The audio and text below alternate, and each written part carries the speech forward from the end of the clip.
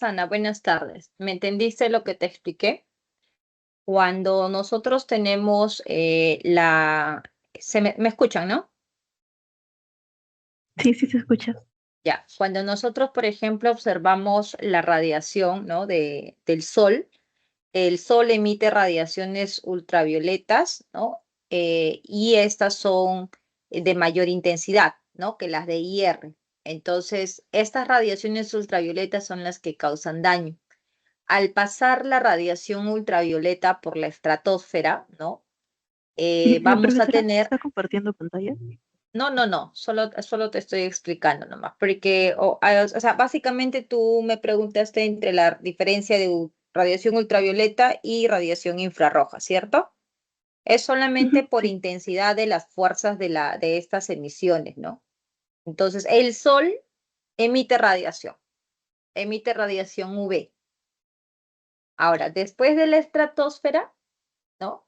Que ahí encontramos la capa de ozono, vamos a ver que esa intensidad ya disminuye, ¿no? Entonces disminuye la intensidad porque todas las radiaciones UV han sido en este caso retenidas por la capa de ozono, ¿no? Y por lo tanto lo que llega a la Tierra son las emisiones de rayos infrarrojos, ¿no? Entonces ahí la radiación UV es la que es más intensa, la que causa daño, mientras que la radiación infrarrojo no. Y la radiación infrarroja es la que justamente actúa en el efecto invernadero, ¿no?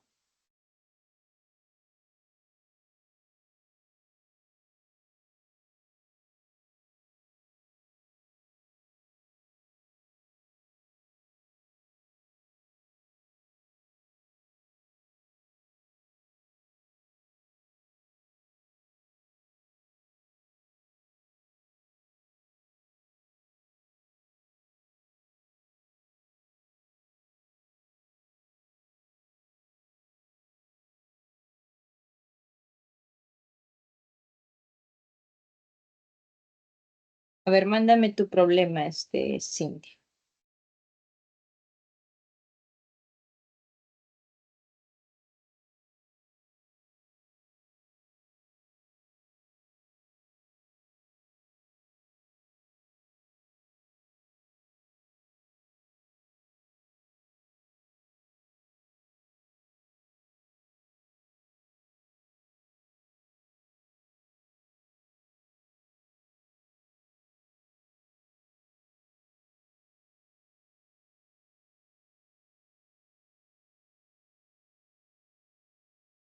Profesora, tengo una duda más.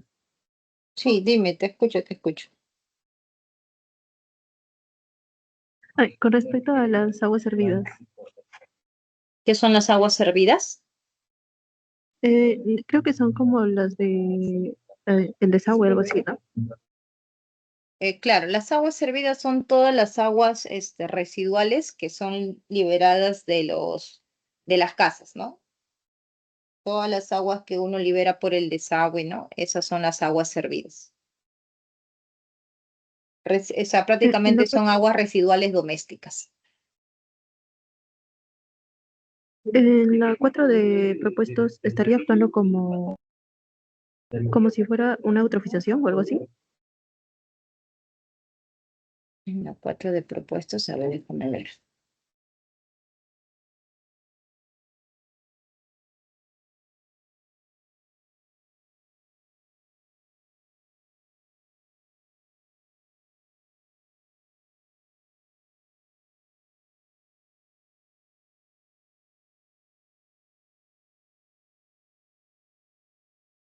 No, en la 4 de propuestos se está preguntando cuál es el enunciado correcto.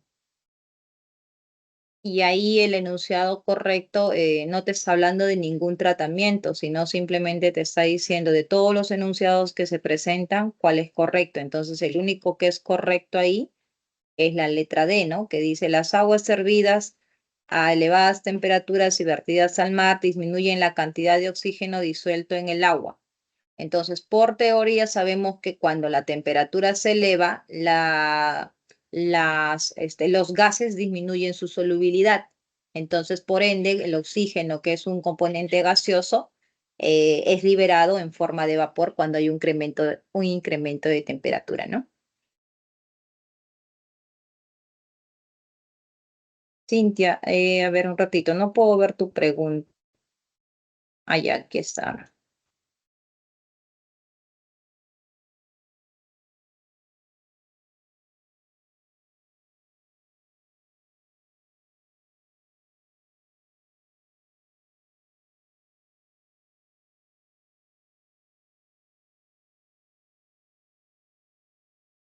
Ya, ok.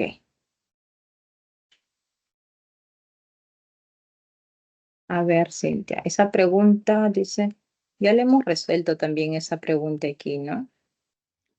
Hola Miss, buenas tardes. Sí, ya lo había resuelto y también me Ya. explicó, pero encontré que habían hecho una relación para desarrollarlo, donde habían encontrado otras claves y no sé si la relación que han hecho está bien.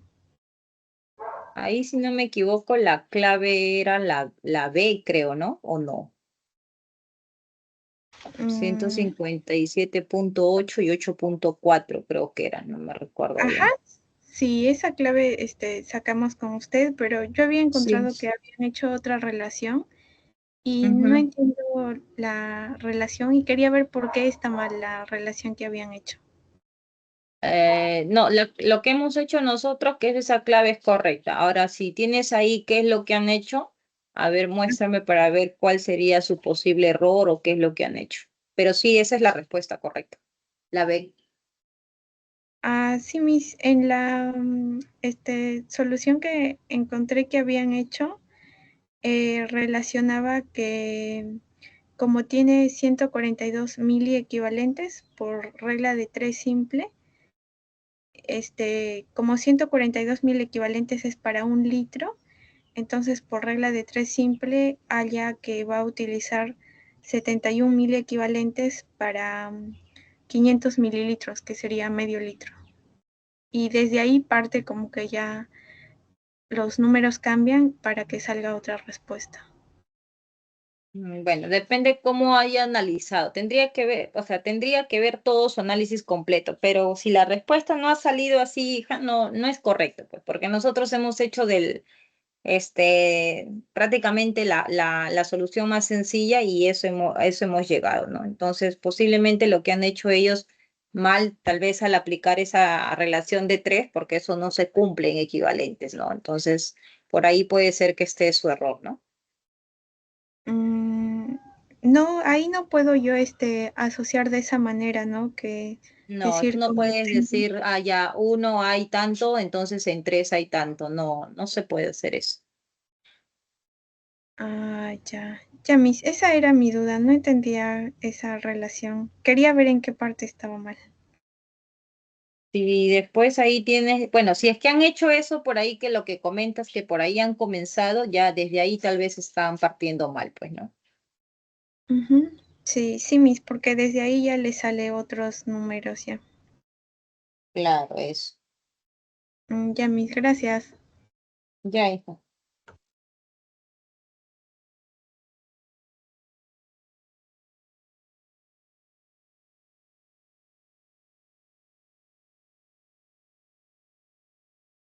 Profesora, Sí, te escucho, te escucho.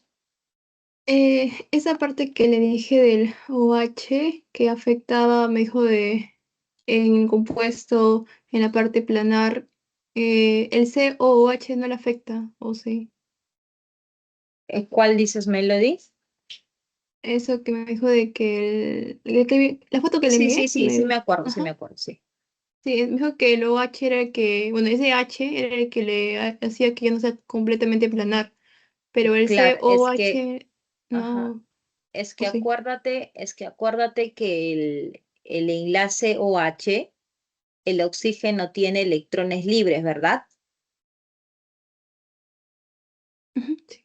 Ya, entonces al tener esos electrones libres, ¿qué es lo que hacen los pares de electrones libres alrededor de un átomo? Lo que hacen es darle un ángulo. Entonces, por esa razón, los hidrógenos que están al lado del oxígeno ya no son planares, salen de ese plano.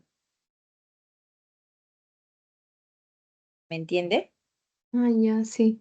Sí, Es, ajá. En cambio, cuando nosotros tenemos solo el anillo de benceno, en todos los carbonos ahí están los hidrógenos, pero como el carbono no tiene ningún electrón libre y solo está enlazado con el hidrógeno, entonces por esa razón es que el benceno sí es planar. Entonces todos esos hidrógenos sí están en el plano, pero ya al tener el oxígeno, ya es los electrones libres del oxígeno va a hacer que tenga un ángulo, ¿no? Y ya eso hace que la molécula no sea completamente planar, ¿no? Ujú, sí, mis gracias.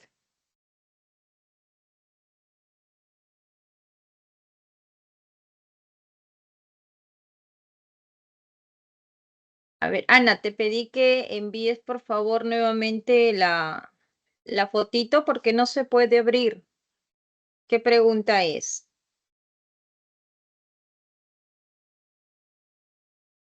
Hola, ¿me escuchan? Sí, sí, lo escucho. Ya. Es pregunta del boletín, Ana. No puedo, no se puede ver la foto.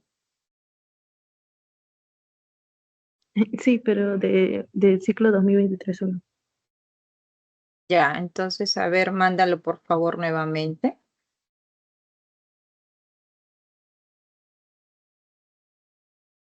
Ah, o sea, no es problema conmigo entonces. Algo de repente la plataforma. ¿Qué será? Sí, mis tampoco deja enviar fotos así a otros compañeros, sale como todo negro nada más. Oh, de repente han restringido, ¿no? Extraño. A ver, pero si no, en todo caso, Ana, explícame más o menos para entender qué estructura es o qué dice en el enunciado y poder ayudarte, ¿no? Los chicos que están aquí, si tienen consultas con respecto a esta semana, en el canal ya está la solución de la semana 18, ¿ya? Así que ahí pueden ir viendo y si tienen alguna duda, ya aquí me consultan, ¿ya? La semana en mi canal ya está la semana 18, está toda la solución ahí. Profesor, habla acerca de la sedimentación. Ya, ¿qué te dice Ana? Yo lo marqué como verdadero. Por ejemplo, dice la sedimentación separa coloides de gran tamaño contenido en el río. A la sedimentación separa coloides de... Es casi igual a una pregunta de ahora también, ¿no? Tú marcaste verdadero. Ujú. Ya, lo que pasa es que cuando nosotros hablamos de la sedimentación, Ana, hablamos de partículas que por su propio peso, sin la necesidad de un coagulante, ¿no? Puedan ir a la base del sistema, ¿no? Pero en el caso, por ejemplo, cuando hacemos uso de coagulantes, que es el alumbre, el cal, la idea de estos es unir las partículas pequeñas para que puedan formar flóculos que son de mayor tamaño y ahí recién realizar, no, es que no estoy proyectando nada, chicos. A ver, si no voy a presentar una PPT, ¿ya? Para dibujarles ahí. Porque esta semana prácticamente es teoría, pues, por eso es que no está proyectando nada. Pero ahorita mejor les presento, ¿ya? El prefijo sec, Juliet, se utiliza cuando tú tienes un carbono secundario, ¿no? Puedes tener un sec-butil, un sec-pentil, un sec-hexil. Entonces ahí tú dices carbono secundario.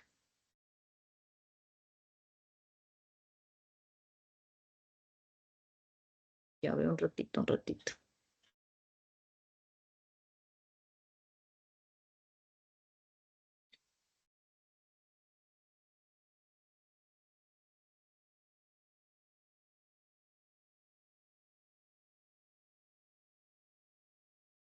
Mañana es feriado, ¿no, chicos? Yo ni sabía que era feriado. Primera vez que recuerde que mañana, no sé qué día es mañana, 6 de agosto, sea feriado, o siempre ha sido feriado.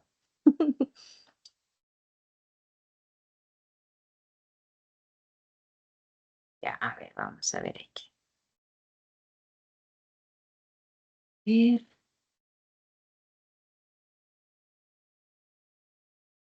Ya, a ver, mira aquí. A ver, primero voy con Ana. Mira aquí, Ana, por ejemplo, en el tratamiento de agua, ¿no?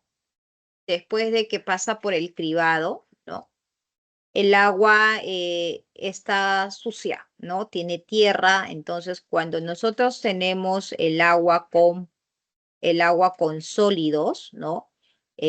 Como piedras y todo lo demás, estas sustancias, ¿no? Estas piedras, tierra, tienen un peso considerable. Entonces, al tener un peso considerable, lo que hace es que todos estos elementos o estas sustancias, estos compuestos, ¿no? Vayan a la base. Entonces, cuando esto ocurre por el propio peso, por la gravedad de estas sustancias, eso se llama sedimentación, ¿no? Sedimentación. Ahora, pero cuando nosotros, por ejemplo, tenemos un sistema y ocurre posteriormente a la sedimentación, ¿no? Porque cuando se da esa sedimentación, el agua que pasa hacia el otro recipiente, ¿no? El agua que pasa hacia el otro recipiente, ese agua aún está sucia, ¿no? Porque hay partículas muy pequeñitas, estamos hablando de la arenita, que por su propio tamaño no ha sido posible que pueda sedimentar, entonces está como que suspendida en todo el agua, que justo le da esa turbidez al agua, ¿no? Entonces, ¿qué hacemos para poder eliminar esa turbidez? Hacemos uso de los coagulantes o floculantes, ¿no? ¿Quiénes son esos coagulantes? Por ejemplo, tenemos el alumbre. Ay, ¿qué pasó aquí? Tenemos aquí el alumbre, que es el sulfato de aluminio, tenemos la cal, que es el hidróxido de calcio. ¿Y cuál es la función de estos floculantes o coagulantes? Es justamente unir, ¿no? Aquí ya entran propiedades químicas de cada una de las sustancias que atraen para que se pueda formar sustancias de mayor tamaño, ¿no? Uniendo esas pequeñitas que por sí solas nunca van a poder ser retiradas. Entonces, estos se llaman coágulos o se llaman flóculos, ¿no? Entonces, para eliminar esos coágulos o esos flóculos, necesita que va a encargarse prácticamente de eliminar la turbidez, necesitamos realizar una filtración. Entonces, posterior a ello, cuando retiramos el agua después de que estos flóculos han sido retirados, ¿no? Ahora sí, el recipiente donde se encuentra el agua queda prácticamente incolora. Acá sí ya el agua está completamente limpia. Entonces, por esa razón, Ana, es que cuando dice la sedimentación sirve para eliminar la turbidez, no, la sedimentación no elimina la turbidez, ¿no? Porque para poder eliminar la turbidez lo que nosotros necesitamos es un proceso de coagulación, ¿no? Y la sedimentación solo permite eliminar aquellas partículas de una masa considerable, ¿no? Que van a ir a la base por la gravedad, ¿ya? Dice, Miss, ¿puede hablar de la salinización IR y algicidas? No hay mucho que decir ahí en la salinización EINER, porque la salinización son los suelos que contienen alta concentración de sal. Y eso se da cuando, por ejemplo, ocurren sequías, ¿no? Cuando hay sequías, entonces aumenta la concentración de la sal, ¿no? Y eso perjudica justamente a la agricultura, ¿no? Sí, buenas tardes. Y eso del hombre que, por ejemplo, para la lluvia ácida y eso, es el ácido nítrico. ¿El hombre qué es esto? O sea, ¿qué? ¿Cómo interfiere ahí? Sí, eso. ¿Cómo En interfiere? las industrias, en las fuentes, en en las fuentes antropogénicas cuando son liberados los NOx o los SO2, porque recuerda que nosotros tenemos tanto fuentes antropogénicas como fuentes naturales. Entonces, los naturales, ¿no? Que son los volcanes, por ejemplo, los animalitos que van a liberar los hidrocarburos, las sustancias nitrogenadas, ¿no? Pero en el caso, por ejemplo, del hombre, en las industrias que trabajan a temperaturas muy elevadas, allí hay liberación de esos NOx. En la industria de la minería, cuando se realiza la tostación, ahí hay liberación de los SO2. Entonces, estos que son contaminantes primarios, ya cuando entran con el vapor de agua, es donde se forman estos ácidos responsables de la lluvia ácida. Entonces, si estas fuentes si esas fuentes fueron antropogénicas, la formación de esa lluvia ácida pues es justamente responsable por eso, por el hombre, ¿no? Entonces, estos ya serían los componentes de la lluvia ácida. Missy, los IR, ¿qué son? Los IR son las radiaciones infrarrojas, ¿no? Por ejemplo, aquí, justo lo que preguntaba Ana, ¿no? Este es el sol, ¿no? El sol emite radiación. El sol emite radiación UV, ¿cierto? Que es la radiación ultravioleta, que es lo que causa daño. Entonces aquí está la Tierra y aquí tenemos en la Tierra la troposfera y tenemos la estratosfera, ¿no? En la estratosfera se encuentra la capa de ozono, que ¿qué es lo que hace? Protegernos de esa radiación ultravioleta. La idea es de que no pase ninguna radiación ultravioleta a la Tierra, ¿no? Porque esos son los que nos causan daño. Entonces, lo que sí pasa, lo que se consigue pasar aquí con menor intensidad y que no causa daño, son las radiaciones infrarrojas, ¿no? Y que estas radiaciones infrarrojas son los responsables que ingresan a la Tierra para mantener la temperatura, ¿no? Por eso es que la Tierra es caliente, ¿no? Y no se congela, justamente debido a esa absorción de esas radiaciones IR, ¿no? Y radiaciones infrarrojos.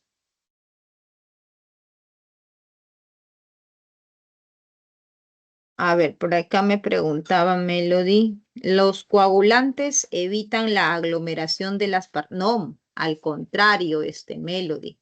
Los coagulantes lo que hacen es aglomerar, juntar, ¿no? Esas partículas finas, porque la turbidez del agua es debido a esas partículas que uno no puede ver a simple vista o no puede diferenciar cuando tú, por ejemplo, tienes en un vaso con agua tierra automáticamente, ven para aquí, hijo, automáticamente la tierra, que es pesada, se va a la base. Pero después que tú, por ejemplo, eliminas esa tierra, tu agua no queda limpia, ¿verdad? Queda sucia. Pero sin embargo, no puedes ver esas partículas que le están dando esa turbidez. Entonces, cuando tú agregas ahí un coagulante, lo que va a hacer es que todas esas partículas que están haciendo que el agua se vea turbia, puedan juntarse y después de una filtración tu agua sale limpiecita, ¿no? Esa es la función de los coagulantes, Melody, ¿ya? Araceli, te escucho. Mis buenas tardes. Respecto a lo que acaba de decir sobre la filtración en eso de potabilización del agua, ¿cómo es eso? ¿De turbidez y luego se da la filtración? ¿Ya has hecho el curso de química, Araceli? Sí lo hice, pero esa parte no entendí. Porque el tratamiento del agua es una serie de procesos. Aquí yo estoy mencionando solamente dos procesos, sedimentación y filtración, pero el agua tiene varios procesos, ¿no? No es solamente esos dos. Entonces, Sí, ahí sí, dime, Araceli. pero cribado que tiene que ver con lo de atrapar partículas grandes, ¿filtración es lo mismo o no? No, pues filtración es el uso de un filtro. Acá tú utilizas filtros, ¿no? Así como, por ejemplo, cuando tú tienes un café para pasar, entonces usas un filtro, ¿no? Ya sea tal vez un colador o ya sea un papel que hay especiales para cafés. Entonces, la filtración es mediante el uso de un filtro. En cambio, el cribado es, si bien es cierto, tal vez por ahí te confundes porque te han dicho que es, es un filtro, pero son rejas prácticamente. El cribado son rejas que tú utilizas para separar objetos, sustancias que tengan un mayor volumen, ¿no? Les decía, por ejemplo, en mi clase, en el río Rímac, ¿no? Que ingresa todo. A ver, vamos a ver aquí un ratito para que puedan comprender, ¿ya? Eh, aparte del sulfato de cobre, hay otros algicidas que sí. Algicidas, Einer, son las sustancias que van a algicidas, en otras palabras, son las sustancias que son hongos, ¿no? Van a causar justamente por ejemplo, la formación de los mohos, por ejemplo, ¿no? Esos son en general los algicidas. Claro que hay muchos, ¿no? Hay muchos algicidas, pero dicen mis, aparte de ese sulfato de cobre, el sulfato de cobre no es ¿cómo se llama? No es un algicida, ¿ah? Ahí tienen que diferenciar. El sulfato de cobre es una antifúngico, ¿no? Trabaja como antifúngico, ¿no? Entonces, bueno, a ver, bueno, a ver, vamos a ordenar aquí, de repente por ahí están confundiendo. Las algas son prácticamente igual a los hongos, podríamos decir, ¿no? Es lo que se forma ese moho, así como que cuando el agua uno se baña y en las piscinas que no reciben tratamientos se va formando toda esa agua verde, ¿no? Esos son, por ejemplo, las algas, ¿no? Ahora, las sustancias que van a contrarrestar estas algas, ¿no? Ahí sí, algas, sí, está bien. Las sustancias que van a contrarrestar estas algas, ¿no? Son, por ejemplo, el sulfato de cobre. Tienes razón, ellos son los algicidas, está correcto. Algas y algicidas. Son las algicidas. Y el sulfato de cobre es uno de los algicidas más utilizados en el caso, por ejemplo, del tratamiento de aguas, que es para el caso de las piscinas, ¿no? Deben haber, sí, efectivamente, Einer, deben haber muchos más, pero en química son los más utilizados los sulfatos de cobre. ¿Ok? Entonces, los sulfatos de cobre van a trabajar justamente, como les digo, como antifúngicos, ¿no? Fúngico viene todo de hongos, entonces antifúngicos es evitar el crecimiento de esas algas. ¿Ya? A ver, por aquí, ¿qué les iba a explicar? Ah, ya, del tratamiento de aguas, ¿no? El tratamiento de aguas. ¿Dónde está aquí el tratamiento de aguas? Huele eso de ahí.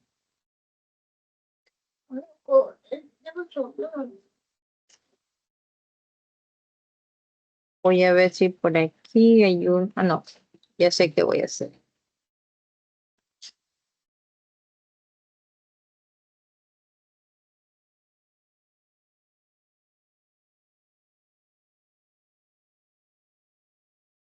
¿Eso no te va a generar alergia, Ivanovich? Yo creo que no. Yo creo que sí.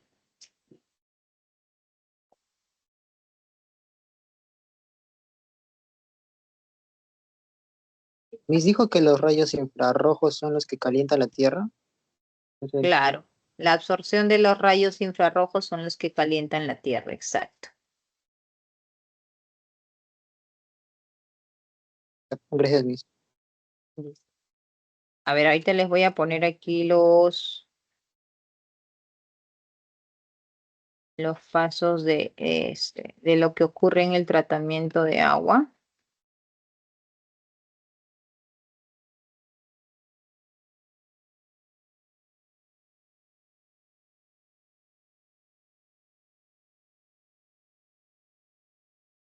¿Qué es lo que han visto seguro?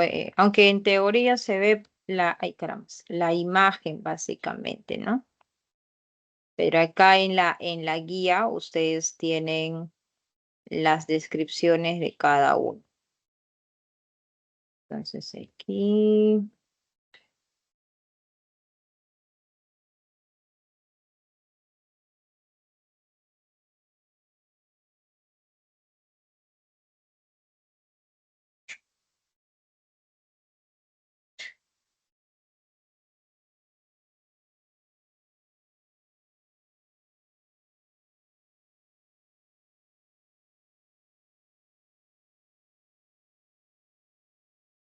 Ya aquí está la decomposición.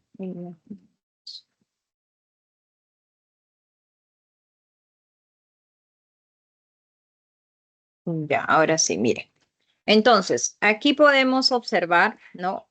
Cómo se lleva a cabo los procesos de la potabilización del agua, ¿no?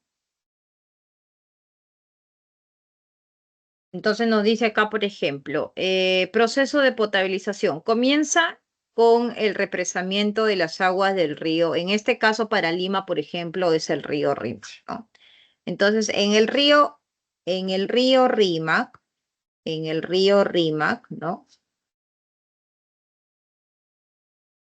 Aquí nosotros vamos a ver que el río Rímac tiene una conexión directa con Sedapal, ¿no? Con la represa de Sedapal. Ahí de repente ustedes han pasado por, ahí vi Evitamiento, la Tarjea, ahí se encuentra la planta de Sedapal. Entonces el río Rímac, Sedapal tiene esa conexión directa, aquí son como puertas, por así decir, ¿no? Donde al momento que van a comenzar a almacenar el agua, ¿no? En las represas, entonces abren estas puertas y lo que ocurre es el ingreso directo del agua que se encuentra en el río Rímac, ¿no? Entra todo a esas represas, como dice acá. Son represas enormes que tiene ahí Sedapal, ¿no? Estamos hablando de metros cúbicos, son grandes. Creo que aquella vez, no recuerdo más, si no me equivoco, eran como 7 represas muy grandes, ¿no? Entonces, ingresa todo, ¿no? Porque ustedes saben que en el río Rímac, pues, es muy contaminado, hay basura. Y aquí en estas represas entra justamente las rocas, las piedras, ¿no? Por ahí sí hay botellas, latas, ¿no? Llantas, palos, todo lo que ustedes observan en el río Rímac, todo eso ingresa, ¿no? A ver, ¿qué dice Melo? Tengo una pregunta del millón, dice. ¿El agua es un contaminante? A ver, ¿quién responde a Melody y se lleva el millón? ¿Quién responde a Melody y se lleva el millón? ¿Hay alguien que sepa la respuesta? ¿Cuál es la respuesta correcta? A ver ahí.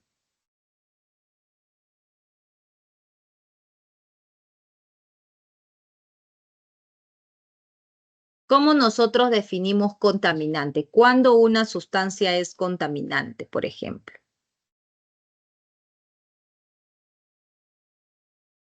Ya, depende de qué tipo de agua hables. Si pensamos, Ana, simplemente en el H2O, así, agua, tal cual, no entramos a residuales, ni servidas, ni nada por el estilo. H2O, así tal cual.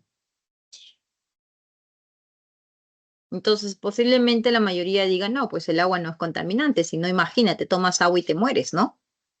Entonces, depende mucho hacia dónde nos dirigimos, ¿no? Si nosotros pensamos, por ejemplo, y aquí ya ustedes me hacen salir de un lado hacia otro lado. Ya voy a explicar eso de ahí y de ahí regreso a la explicación del agua potable, ¿ya? Entonces, por ejemplo, ¿no? En el caso de los gases del efecto invernadero, ¿cuáles son los gases del efecto invernadero? A ver, ¿quién me dice?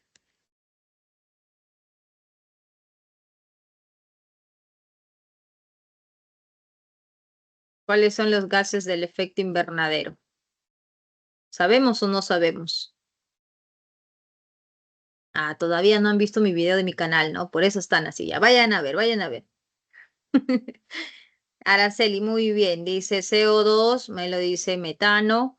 Exacto, muy bien, exactamente, ¿no? Tenemos el metano, el dióxido de carbono y el vapor de agua. Entonces, estas sustancias, ¿no? Ay, caramba, no quiere escribir, ¿qué pasa? Ya, estas sustancias son importantes para el calentamiento de la Tierra, ¿no? ¿Por qué? Nosotros, ¿cómo es que la Tierra mantiene su temperatura? Si no, la Tierra estaría congelada, ¿no? ¿Cómo es que la Tierra mantiene esa temperatura? ¿Qué sucede? Ocurre lo siguiente, el Sol, la radiación que ingresa es la radiación IR, acuérdense, y aquí, gracias a estos gases que son liberados en la Tierra, ¿no? Ya sea de fuentes naturales o fuentes antropogénicas, estos van a ser los responsables de atrapar a esas radiaciones. Entonces, entra el IR y es atrapado por esta molécula de agua. Entra el otro IR, es atrapado por esta otra molécula. Entra el otro IR y es atrapado por esta otra molécula. Entonces, esa radiación que acaba de ingresar hace que la Tierra esté calientita, ¿no? Pero, ¿y qué pasa cuando, por ejemplo, siguen ingresando radiaciones IR? Y supongamos que ya no hay más gases del GI. ¿Qué pasa con esta radiación? Sale. Entró otra radiación IR, no hay nadie quien lo capture, sale. Entró otra radiación, no hay nadie quien lo capture, sale. Entonces, ¿qué observamos? ¿Qué se observaba hace 20 años atrás, 30 años atrás? Una temperatura de la Tierra equilibrada, que se encuentre en equilibrio. Y perfecto. Ahí, por ejemplo, Melody, el metano, el dióxido de carbono y el agua no son contaminantes. Por el contrario, deberíamos de agradecer porque si no nos estaríamos congelando aquí en la Tierra, ¿no? Entonces cumplen una función. Pero ahora que han pasado muchos años, vamos a colocar 30 años después o de repente menos, 20 años después, creció la industria, tanto minera, petrolera, etcétera, etcétera. ¿Y qué pasa ahora con nuestro planeta? Que al haber desarrollo industrial, la cantidad de esta concentración de estos gases han incrementado. Entonces tenemos muchas moléculas de metano, muchas moléculas de dióxido de carbono, muchas moléculas de agua, a tal punto que se rompió el equilibrio. Y cuando se rompe el equilibrio, ya ustedes saben qué ocurre, ¿verdad? Cuando se rompe el equilibrio es donde nosotros hablamos de una contaminación ambiental. ¿Y cómo es que se da ahora esa contaminación? Mi amor, no muevas ese mouse. Porque aquí el sol sigue emitiendo la radiación infrarrojo, atrapado, atrapado, atrapado, atrapado, atrapado, y todas las emisiones que van ingresando son atrapadas. ¿Debido a qué? A la concentración elevada de estos gases. Y por lo tanto, ¿qué tenemos como consecuencia? Mi amor, no muevas el mouse, está moviéndose aquí. Dame ese mouse. Dame ese mouse. Tenemos aquí el calentamiento global. ¿Correcto? Tenemos aquí el calentamiento global. Y por lo tanto, nuestra Tierra empieza a sufrir las consecuencias, ¿no? Que ustedes ya saben, por ejemplo, es el deshielo de los glaciares, los cambios climáticos y todo lo que ya sabemos que trae ese calentamiento global. Entonces, ¿y eso por qué? Porque ya hay una concentración, una elevada concentración de estos gases. Entonces, podría decir que aquí, hoy en día, existiendo el calentamiento global, el metano, el CO2 y el agua, ¿son o no son contaminantes, Melody?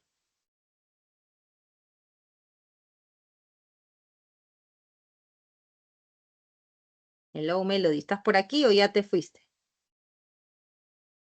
¿Son o no son contaminantes? Claro, ya cuando hablamos de una concentración que causa un desequilibrio, entonces ya esos gases pasan a ser contaminantes, ¿ok?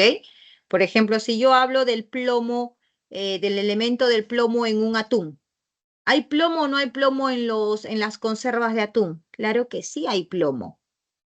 Quien te dice que no hay plomo está mintiendo.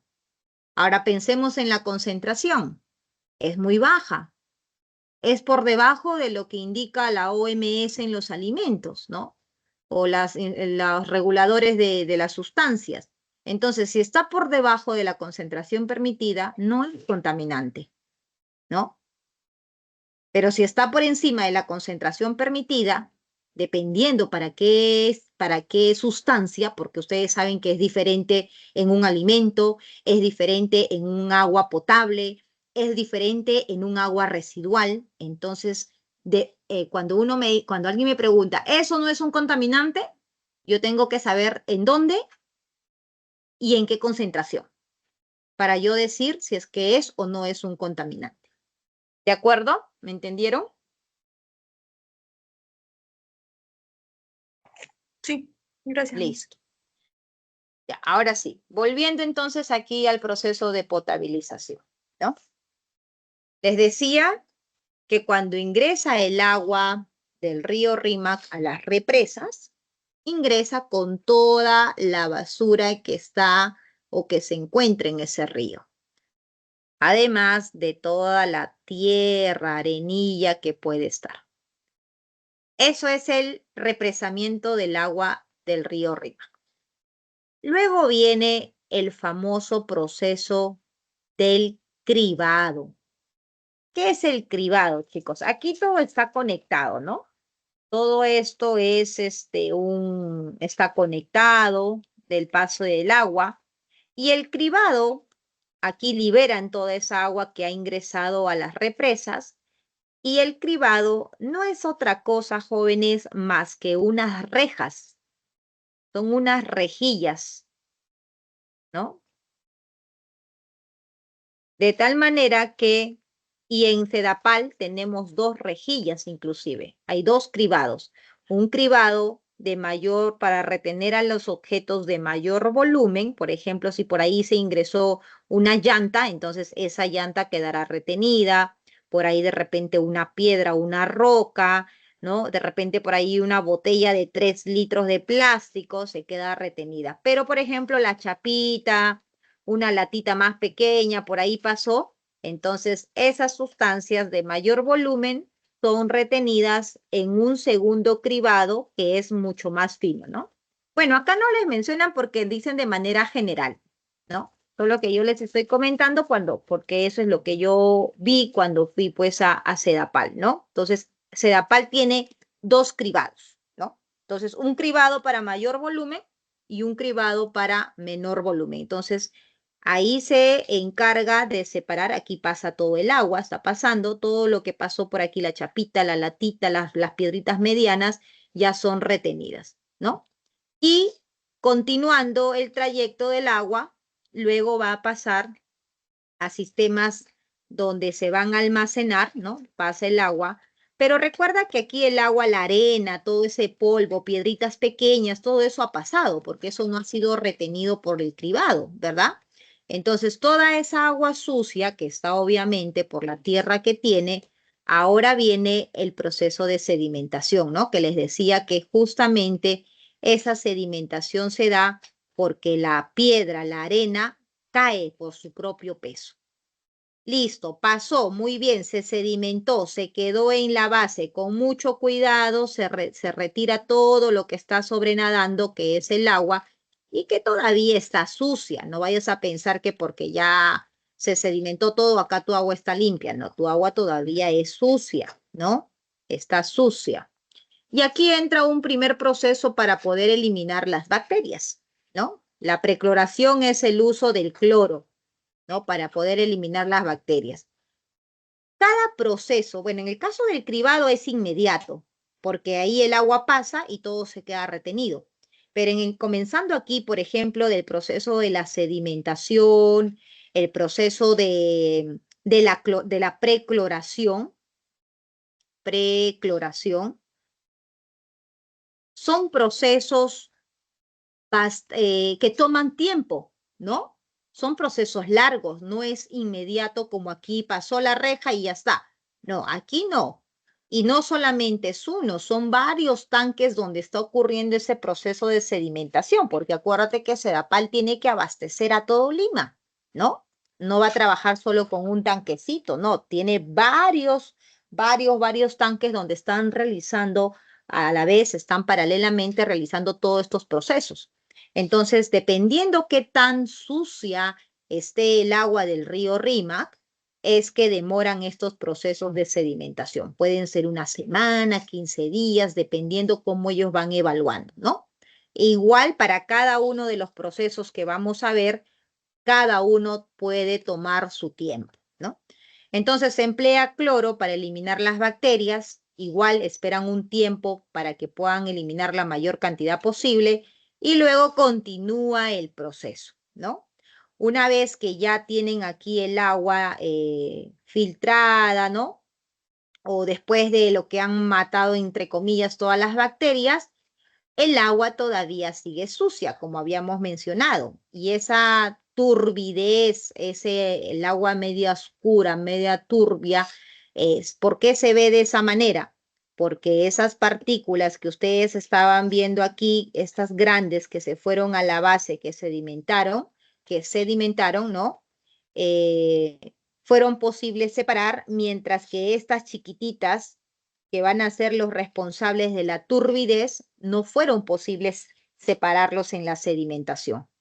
Por lo tanto, ahí ven la necesidad de utilizar coágulos, ¿no? Coagulantes, como por ejemplo el alumbre, por ejemplo el sulfato de hierro, ¿no? O como el hidróxido de calcio.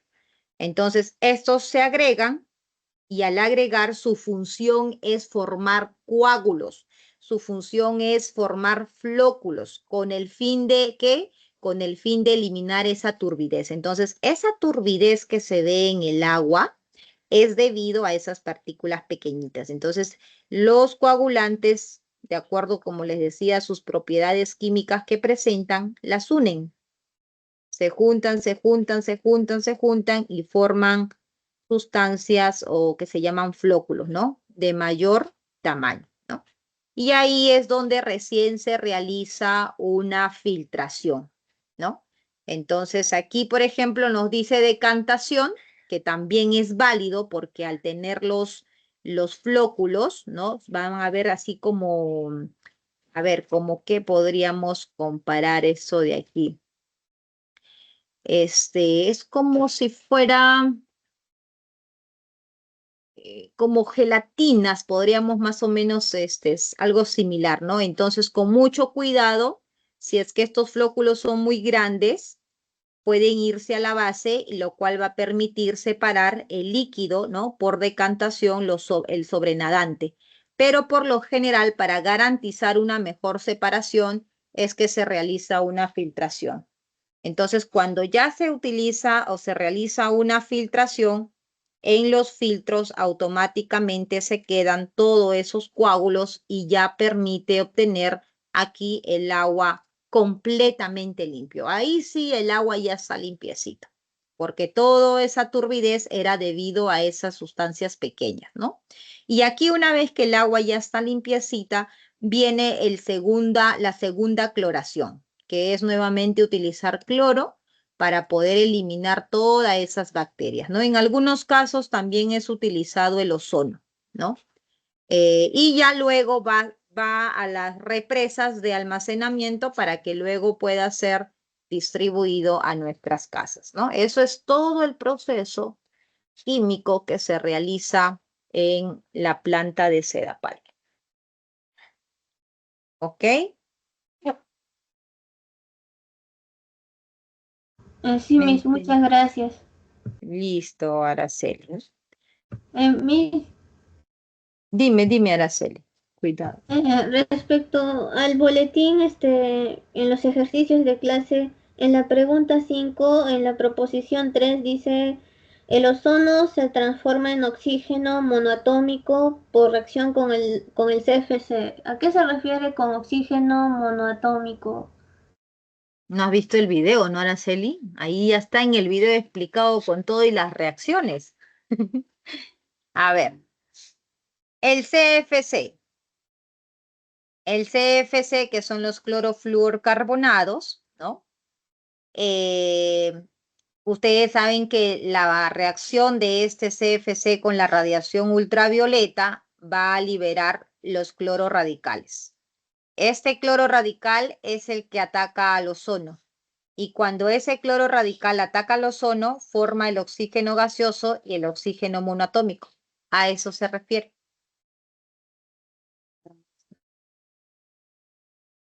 ¿Y ese oxígeno monoatómico es algún contaminante que daña el ozono, a la capa de ozono? No, hija, el que daña, ¿quién es el que está destruyendo tu capa de ozono? ¿El oxígeno o los clorofluorcarbonados? El Lo ozono, que- el que destruye, chicos, químicamente el que destruye es ese radical cloro. Pero cuando las preguntas enfocadas son al compuesto, porque esto así solito no existe. Esto sale de los compuestos de CFC. Entonces, los compuestos que dañan nuestra capa de ozono son los clorofluorcarbonados. Ellos son. Entonces, ese ozono monoatómico solamente es como un producto que ha salido de esa reacción. Así es. Ese cloro monoatómico simplemente es la descomposición de la capa de ozono, que cuando eso ocurre es como vemos, cómo nuestra capa de ozono es degradada, ¿no? Porque cuando esa capa de ozono se divide en oxígeno y molecular, que es el O2, y el oxígeno atómico, no tiene ninguna función de protección en la estratosfera. Está bien, Miss, muchas gracias. Ok, ya lo sé. Ya no te estoy exponiendo. Vemos aquí. Hasta que Ivanovich está con el virus de la gripe. Hoy día, creo que hoy día, no sé qué le ha pasado. Hoy día fue a la escuela y me llamaron de la escuela que estaba con fiebre. Y desde entonces está con la nariz tapada, está con fiebre y es desesperado porque se tapa su nariz y ya parece Hulk, Hulk cuando quiere destruir algo, así se pone. Ya, listo. Deben estar en su sitio, mi amor. ¿Mm? No, acá no es su sitio. Ya es su sitio.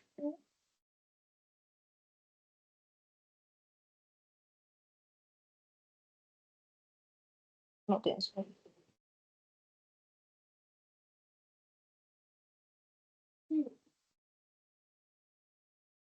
Ah, no tiene su sitio.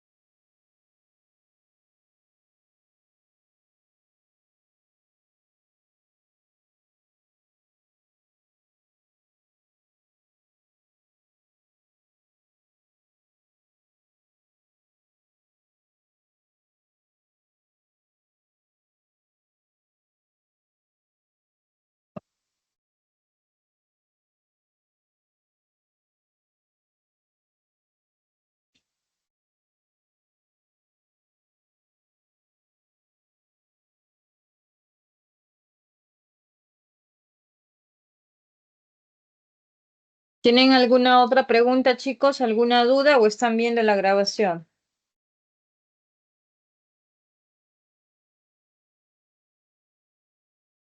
Cualquier cosa que tengan duda. Dime, Araceli. Y la salinización, usted dijo que se debía a la sequía, pero a mí el profesor me dijo que es, o sea, con la pregunta 6 dijo que la proposición 3 es verdadero, porque dice que la salinización es un proceso contaminante ya que dificulta la absorción de agua por parte de las plantas y el profesor puso verdadero. Y usted dijo que algo de la sequía, que era la salinización, se presentaba. Pero sí es correcto, ese enunciado es verdadero, porque la salinización es justamente una contaminación a los suelos. Pero está relacionado con la sequía, se presenta, mejor dicho, en las sequías. Claro, o sea, a ver, los suelos tienen sales, ¿cierto? Sí, Ya. sí, Entonces, claro, los suelos tienen sales. Cuando no hay lluvia, los suelos comienzan a secarse y por lo tanto las sales pueden inclusive cristalizar, ¿no? Entonces, ¿qué pasa cuando hay sequías? La concentración de sal incrementa, Araceli, y por lo tanto hace que ese suelo se salinifique. No es la única manera de salinificar un suelo, sino que también puede darse de esa manera. es decir, de dos formas entonces, No, hija, mediante... no son solamente dos formas. Las contaminaciones no pueden darse de una, dos, tres formas. Las contaminaciones pueden ser muy variadas, de diferentes maneras. Solo que nosotros estudiamos y hablamos de forma general, ¿no? Por ejemplo, no van a pensar que la única forma de contaminar los ríos o las aguas simplemente son con algunos ejemplos que mencionamos en clase. No, son ejemplos de manera general que comúnmente ocurren, ¿no? Pueden ser, por ejemplo, contaminados de manera biológica. Nosotros no hemos hablado, por ejemplo, de ninguna forma biológica, ¿no? Nosotros nos enfocamos a lo que son físicos. Entonces, no podemos decir, Araceli, son las dos únicas formas, no. Son algunas de las formas que puedan darse ese proceso de salinificación, ¿no? O imagínate, por ejemplo, que esté haciéndose un traslado de sal y por ahí se le volteó el camión. ¿Puede ser? Claro que sí. También sería una forma de contaminar. ¿Te das cuenta? Entonces, no son las de que ocurran esas contaminaciones. Entonces, bueno, se presentaría la salinización mediante la sequía, pero también, además, mediante el agua. No, o sea, lo que tú tienes que saber, Araceli, cuando te dicen salinificación, ¿qué cosa es? Es el incremento de sal en el suelo. Eso es prácticamente el proceso. ¿Cómo se lleva a cabo? Pueden ser de diferentes factores. Ahora, este aumento de sal en los suelos, ¿a qué conlleva? Conlleva a que haya una dificultad en cuanto a la absorción, ¿no? Entonces, por lo tanto, ¿qué va a causar? Va a causar daños en la agricultura. Eso es lo que tú tienes que entender. ¿Qué cosa es la salinización y qué va a causar la salinización? ¿Ya? Eso es lo que tú tienes que tener claro. Sí mismo, gracias. Ok.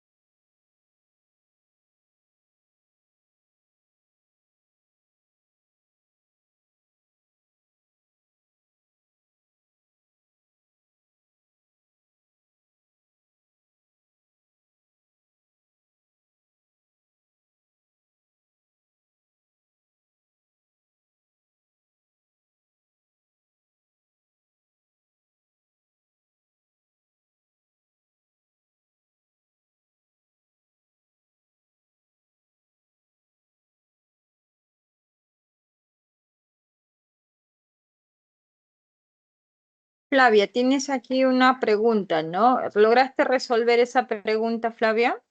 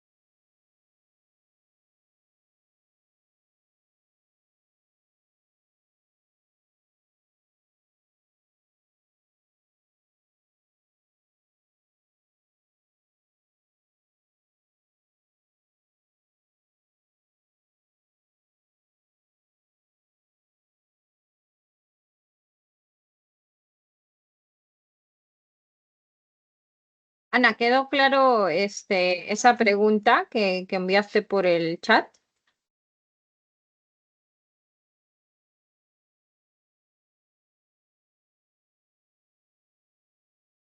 Profesora, la segunda proposición podría resolverlo. A ver, ¿qué dice en la segunda? Dice, el sulfato de aluminio disminuye partículas sedimentables del agua. A ver, disminuye partículas sedimentables.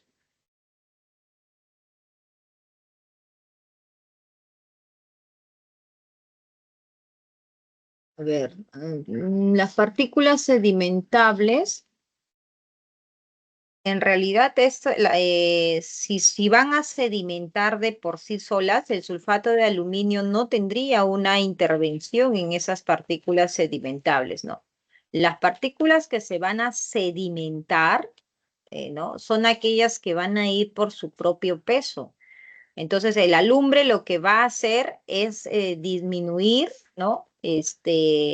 La concentración de partículas que no pueden sedimentar, ¿no? No las que van a sedimentar, porque las que sedimentan son aquellas que solitas van a lograr su separación, ¿no? Entonces, aquí sería que el sulfato de aluminio lo que hace es disminuir a las partículas no sedimentables, ¿no? Las que van a estar justamente ahí, por medio de turbidez, ¿no? Que vamos a eliminar.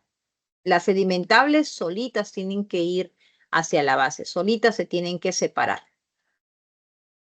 Entonces ahí eso sería incorrecto, ¿no, Ana?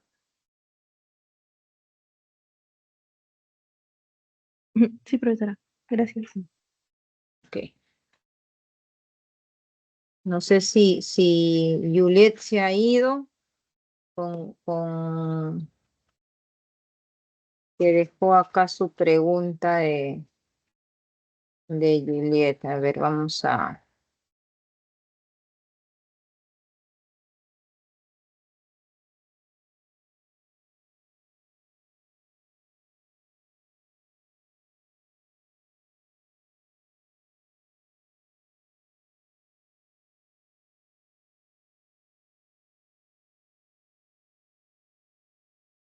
a resolver esa pregunta que ha colocado en el chat, ¿ya?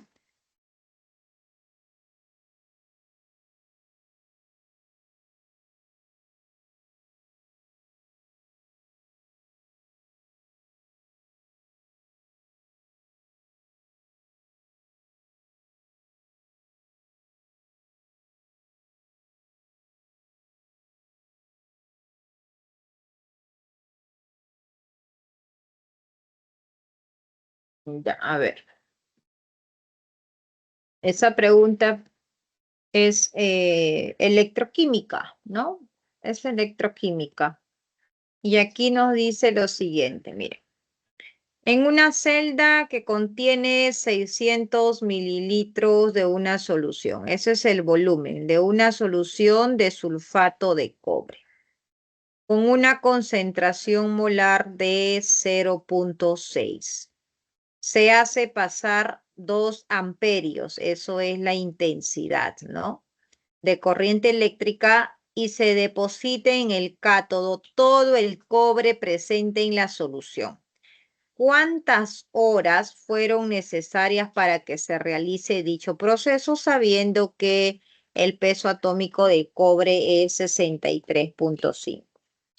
Bueno, amperios, tiempo, proceso electrolítico, me recuerda a la primera ley de Faraday, ¿no?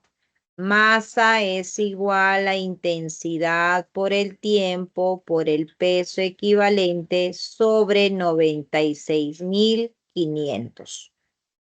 Como me están preguntando por este tiempo, entonces yo necesito tener todas las otras variables para poder despejar esa variable del tiempo, ¿no? Y recordar que aquí la intensidad es en amper, el tiempo aquí es en segundos, ¿no? Y eso nos va a dar o vamos a colocar la masa en gramos. ¿Tenemos la masa? No, pero sí podemos calcular porque tenemos el volumen y tenemos la molaridad, ¿no? Y de ese proceso electrolítico de sulfato de cobre, al cátodo se va a depositar de cobre más 2, se va a reducir a cobre 0, lo cual implica la ganancia de 2 moles de electrones. Entonces, si yo tengo una mol de sulfato de cobre, tendré una mol de cobre depositada, ¿no? Así que vamos a calcular para hallar la masa. Yo recuerdo que el número de moles es igual a la masa sobre la masa molar. Entonces, ¿tengo la masa molar? Sí.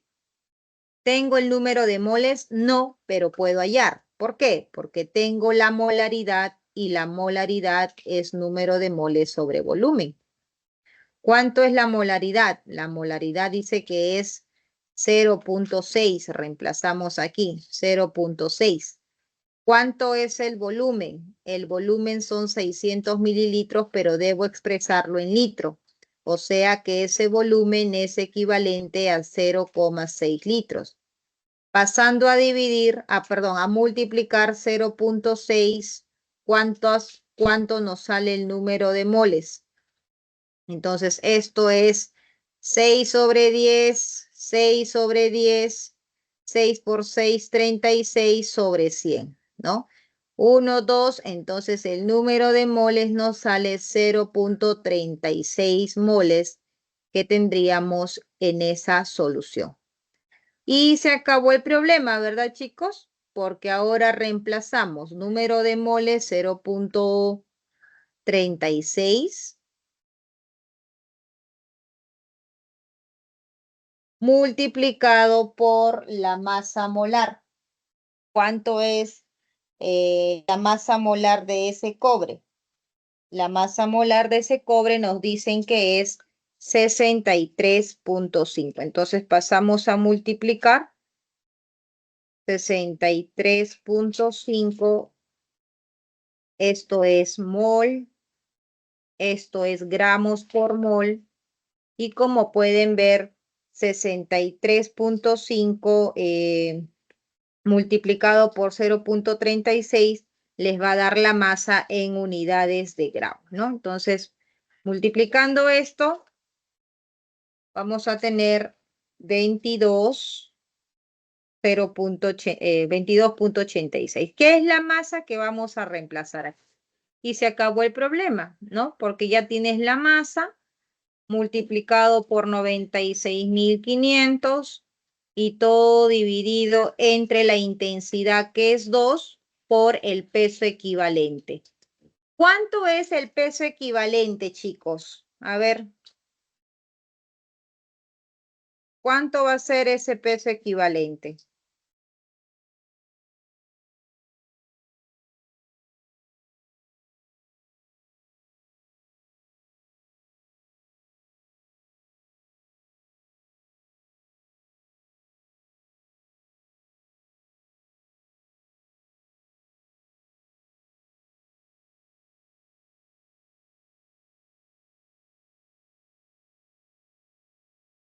¿Cuánto sale ese peso equivalente?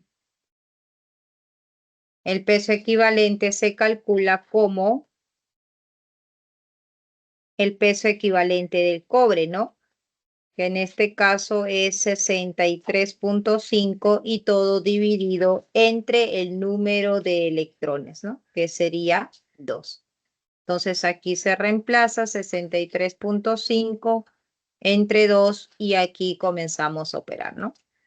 ¿Cuánto sale esa respuesta? 2286 por 96.500 y todo entre 63.5. Entonces, ¿cuánto sale ese tiempo? Ese tiempo sale 34,740. Ojo que ese tiempo está en segundos, ¿no? Y como piden en horas, entonces lo único que hacemos es dividirlo entre 3.600 segundos para tenerlo en horas y eso sale 9,65. Y aquí la respuesta sería la alternativa avión.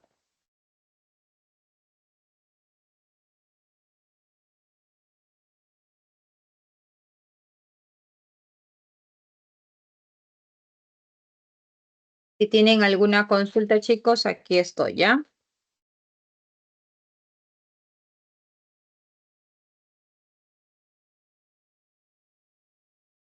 Gracias, Miss, hasta luego.